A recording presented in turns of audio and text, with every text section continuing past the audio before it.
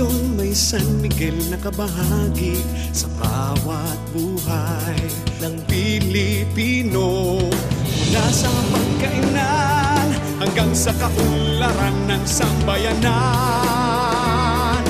Yan ang kasaysayan ng 100 taong samahan. Kaya sa tuwina'y laging may tagumpay.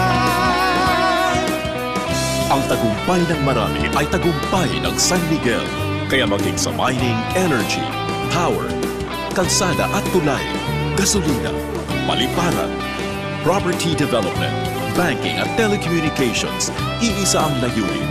Sama-sama, uunlad tayo. Yan ang sigurado.